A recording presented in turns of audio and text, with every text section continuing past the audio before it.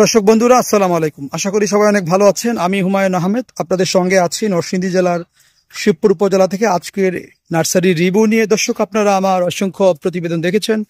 বিভিন্ন ধরনের দেশি বিদেশি ফলের গাছ আমি দেখিয়েছি প্রতিবেদনে।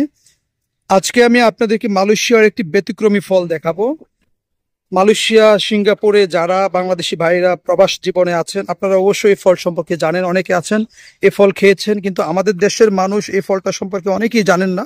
তবে যারা নার্সারি পেশার সাথে জড়িত আছেন বা যারা বিভিন্ন গাছ অনলাইনে রিসার্চ করেন, তারা অবশ্যই ফলটি সম্পর্কে জানেন। আর এই ফলটি হচ্ছে মালয়েশিয়ার একটি বিখ্যাত ফল এবং এটা হচ্ছে একটি সুঘ্রাণযুক্ত ফল। আর এই ফলের নাম হচ্ছে সান্তল। আমি এই সান্তল নিয়ে আগেও একটি প্রতিবেদন করেছিলাম, আবারও সেই সান্তল গাছ দেখাচ্ছি আপনাদেরকে। আমাদের গাছে সান্তল ফল ধরেছে। বাংলাদেশের মাটি, আবহাওয়া সান্তল ফলের জন্য উপযোগী, সে কারণেই বাংলাদেশে হচ্ছে। আপনারা দেখতে পাচ্ছেন এই ড্রামের মধ্যে যে গাছটি ডালপালা ছড়িয়ে আছে, এটা হচ্ছে সান্তল ফলের গাছ। এবং এই গাছে দেখেন ফল ধরে আছে।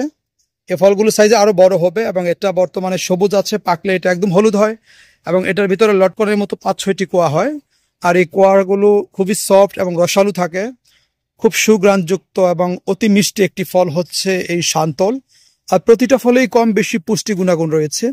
অনেকে আছেন যে বিদেশি বিভিন্ন ধরনের ফলের গাছ রোপণ করছেন, তো আমাদের বাংলাদেশে সব ধরনের ফল কিন্তু হয় না।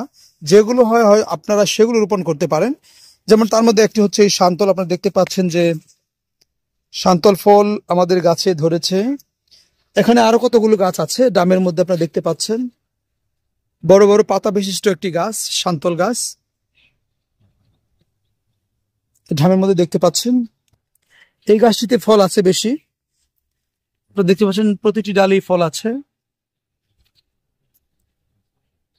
আর এই ফলটা এমন একটি ফল, এই ফলটি খাওয়ার পরে যদি কোনো ব্যক্তি পরিশ্রমের কারণে বা যে কোনো কারণে শরীর যদি ঘেমে যায়, তাহলে সেই গ্রাম থেকেও সুঘ্রাণ বের হয়। এত সুঘ্রাণযুক্ত একটি ফল হচ্ছে সান্তল।